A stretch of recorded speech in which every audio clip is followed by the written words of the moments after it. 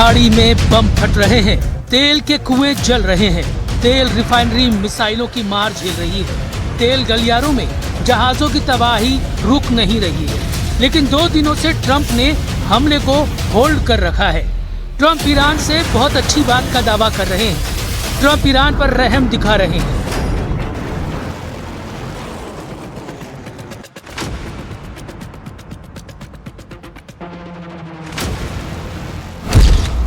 Trump का दावा, Iran रो रहा है इसलिए बमबारी बंद की।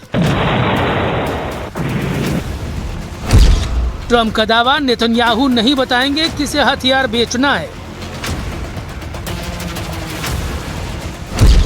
ट्रंप का दावा, ईरान युद्ध पर पुतिन को लाइन हाजिर करूंगा।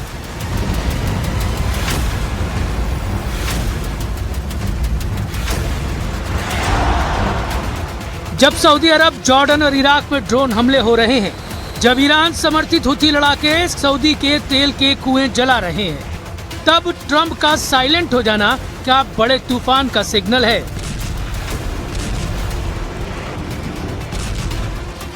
ट्रंप कूल बनने का गेम तो नहीं खेल रहे, या फिर खाड़ी में पुतिन की एंट्री की खबर ने उन्हें बैकफुट पर जाने पर मजबूर कर दिया? वैसे व्हाइट हाउस में हाई प्रोफाइल मीटिंग में हाई टेंशन सीन देखे गए हैं। ट्रंप, नेतन्याहू और जेलेंस्की से मीटिंग में कई मौके पर फायर हो गए हैं। White house high voltage drama का अपडेट आपको दे उससे पहले सऊदी अरब से आई तस्वीर देखिए, जहां प्रिंस सलमान के तेल के कुएं और रिफाइनरी पर मिसाइलें फट रही हैं। ड्रोन धमाकों से तेल के मैदान धुआं हैं।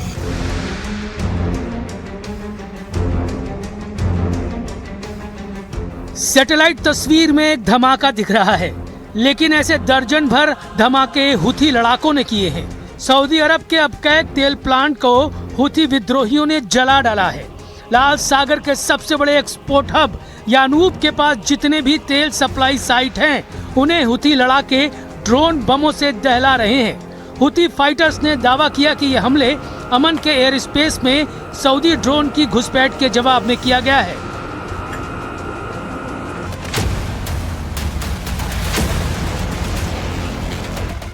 हिजबुल्लाह लड़ाकों को सुप्रीम लीडर मुस्तफा का लेटर जब से मिला है, उनका जोश आई है।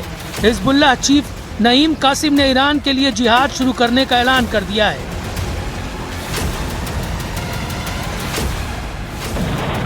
हुती सेना के युद्ध में तहलका मचाने के बाद ईरान ने हिजबुल्लाह से जिहाद युद्ध शुरू करने का आदेश दिया है। ईरान के सुप्रीम लीडर मुस्तफा खमैनी ने हिजबुल्लाह को पूरा समर्थन देने का ऐलान किया है। उन्होंने कहा है कि अमेरिका और इजराइल के खिलाफ लड़ाई में अब जिहाद और प्रतिरोध ही एकमात्र रास्ता बचा है। मुस्तफा ने धमकी दी है कि जब तक इजराइल लेबनान में हमले पूरी तरह और बिना किसी शर्त के बंद नहीं करता, तब तक अमेरिका से कोई समझौता नहीं हो सकता। मुस्तफा का ये मैसेज ट्रंप के उस बयान के बाद आया है जिसमें उन्होंने ईरान से अच्छी बातचीत का दावा किया है, जबकि ईरान ने बातचीत की कोशिश करने से इनकार किया है। ईरानी विदेश मंत्रालय प्रवक्ता इस्माइल बघाई ने जोर देकर कहा कि ये हमारे डीएनए में नहीं है। ईरान ने ऐलान किया है कि युद्ध कब खत्म होगा अब सुप्रीम लीडर तय करेंगे। همکاری و مشارکت برخی کشورهای منطقه با آمریکا بودیم در ارتکاب جنایت جنگی و تجاوز نظامی علیه ایران. همه این موارد رو ما صراحتاً اعلام کردیم.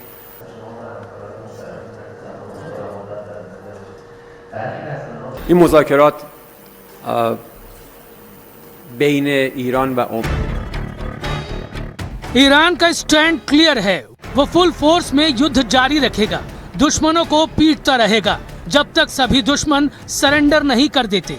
नेतन्याहू को ईरान के इस प्लान की पक्की खबर है। यही बात समझाने वो ट्रंप के पास पहुंचे हैं। लेकिन ट्रंप का मूड नेतन्याहू पर बहुत ज्यादा खराब है, क्योंकि उन्होंने ट्रंप की तुर्की डील पर पेच फंसा रखा है। अमेरिका तुर्की को F-35 जंगी जेट बेच रहा है, जिसे इजराइल अपने लिए खतरा बता रहा है। ट्रंप से इसी पर जब सवाल हुए तो वो भड़क गए थे। उन्होंने ये तक कह दिया था कि कोई उन्हें ये नहीं बताएगा कि किसे हथियार बेचने हैं, किसे नहीं। ट्रंप ने एर्दोआन को अपना सच्चा दोस्त कहकर नेतन्याहू को जोर का झटका दिया है। Well, now look, Turkey's been a great ally for me. You know, I think he's done a very good job. Did a good job with Syria. He's a friend of mine, and nobody tells me what we should be selling. And now Turkey's been a tremendous ally for me. Netanyahu जिस तुर्की को सबसे खतरनाक दुश्मन मानते हैं, उस पर Trump हथियार लुटा रहे हैं, जबकि तुर्की रूस के S-400 एयर डिफेंस सिस्टम से पीछा छुड़ाने के लिए मिस्र को मोहरा बनाने की कोशिश कर रहा है। तुर्की हर हाल में अमेरिकी F-35 स्टील्थ फाइटर जेट खरीदना चाहता है, लेकिन रूसी S-400 उसके गले में हड्डी की तरफ फंस गया है। अमेरिका F-35 तभी बेचेगा जब तुर्की के पास रूसी S-400 ना हो। इसलिए तुर्की उन देशों की तलाश में है जो S-400 खरीद सके, और मिस्र इस फॉर्मूले में सटीक बैठता है। ऐसा इसलिए क्योंकि मिस्र पहले से ही रूसी S-300 air defence system operate करता है। तुर्की और मिस्र ने गोल्डन ईगल नाम का बड़ा जॉइंट मिलिट्री अभ्यास शुरू किया है। मतलब ये कि एर्दोआन ट्रंप से F-35 हासिल कर अपने पास रखेंगे, रूस के S-400 को मिस्र को देकर उसे रिमोट कंट्रोल से इस्तेमाल करने का लाइसेंस भी रखेंगे। तुर्की की इस टेढ़ी चाल को इजराइल अच्छे से समझ रहा है, लेकिन ट्रंप नए वॉर प्लान पर आगे बढ़ रहे हैं। ट्रंप तुर्की और सीरिया के जरिए क्या साध रहे हैं, इसे समझिए। ट्रंप एर्दोआन को सेट करने के बाद सीरिया और इजराइल के बीच एक बड़ी डील करवाना चाहते हैं। सीरियाई राष्ट्रपति अहमद अल शरा ने कहा कि इजराइल से सुरक्षा समझौता करके सीरिया किसी भी टकराव से बचना चाहता है। इस वक्त इजराइल का गोलान हाइट्स पर कब्जा है, जो संयुक्त राष्ट्र के हिसाब से अवैध है। वहीं इजराइल ने दक्षिणी सीरिया में कुनेत्रा के पास मिलिट्री पोस्ट बनाई हुई है। साथ में दारा प्रांत में भी उसके ऑपरेशन होते रहे हैं।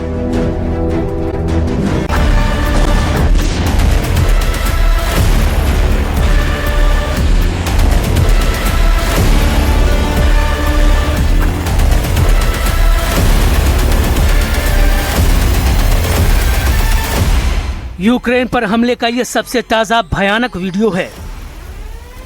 खार्किव पर रूस के मिसाइल हमले से जोरदार धमाका हुआ और पूरा इलाका दहल गया।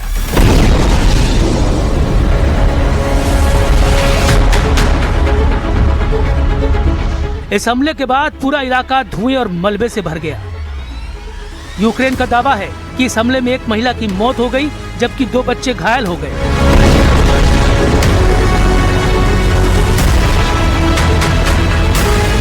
एक रात में रूस ने कीव के साथ ही यूक्रेन के कई शहरों को निशाना बनाया। बैलिस्टिक और ड्रोन हमले में खार्किव और जापोरिजिया में कई लोगों की मौत हो गई, दर्जनों लोग घायल हो गए। लेकिन देखते ही देखते यूक्रेन ने तबाही की तस्वीर पलट दी। कीव ने 1350 किलोमीटर दूर रोस्टोव सी ट्रेड पोर्ट और उदमूर्तिया में फ्यूल डिपो पर हमला कर रूस से नई जंग का ऐलान कर दिया। लेकिन यूक्रेन के अखबारों में रिपोर्ट छप रही है कि सर्दी जेलेंस्की पुतिन को सबसे बड़ा वॉर सरप्राइज देने वाले हैं। यह है यूक्रेन की खुद की विकसित की हुई FP-7 मिसाइल। रेंज है 300 किलोमीटर और FP-9 जिसकी रेंज है 850 किलोमीटर। इस मिसाइल को फायर पॉइंट नाम की यूक्रेनी डिफेंस कंपनी बना रही है, जिसकी फाइनल टेस्टिंग हो रही है। डेनिस स्टिलरमैन का दावा है कि अगर इंजन टेस्ट सफल रहा तो इस साल सर्दी में इसका इस्तेमाल रूसी टारगेट के लिए हो सकता है। मतलब जो जेलेंस्की अब तक लॉन्ग रेंज ड्रोन अटैक से मॉस्को को दहला रहे थे, रूस के अंदर 1200 से 1300 किलोमीटर अंदर हमला कर उसके सी पोर्ट, तेल ठिकानों में तबाही कर रहे थे। अब उनका प्लान इससे बड़ी तबाही का है। वो सीधे रूस की युद्ध मशीनरी को तोड़ना चाहते हैं, लेकिन इससे भी ज्यादा बड़ी चुनौती है रूस के हमलों का सामना करना। Чітку інформацію від розвідки, що в Росії готують на осінь нову хвилю мобілізації, доволі значну. У цей час росіяни втрачають на фронті більше своїх військових, ніж набирають. А Путін ще збирається збільшувати атаки і розширювати цю війну. Йому потрібні ще росіяни для участі. यूक्रेन सिर्फ जवाब नहीं दे रहा है, वो रूस के दिल में घुसकर युद्ध की मशीनरी तोड़ने की नई रणनीति चला रहा है। रात भर में यूक्रेन के लॉन्ग रेंज ड्रोन ने 1350 किलोमीटर दूर उदमूर्तिया के ऑयल डिपो और यारोस्लाव के फ्यूल ठिकाने पर हमला बोला। रोस्तोव सी ट्रेड पोर्ट भी जला। 2 मौतें और 5 लोगों के घायल होने की रिपोर्ट भी सामने आई। ज़ेलेंस्की ने खुद कहा कि उनकी लॉन्ग रेंज हमले जारी रहेंगे, जबकि फर्स्ट पॉइंट टारगेट की नई लिस्ट भी तैयार है। लेकिन सवाल है कि आखिर यूक्रेन अपने घरेलू मिसाइल प्रोग्राम को इतना सार्वजनिक क्यों कर रहा है? क्या अपने मिसाइल प्रोग्राम को सार्वजनिक करके वो पुतिन को डराना चाहते हैं और रूस को बातचीत की मेज पर लाना चाहते हैं, या लंबी युद्ध की तैयारी कर रहे हैं? और ये मिसाइलें मॉस्को तक पहुंच गई तो पश्चिमी सहयोगियों की प्रतिक्रिया क्या होगी?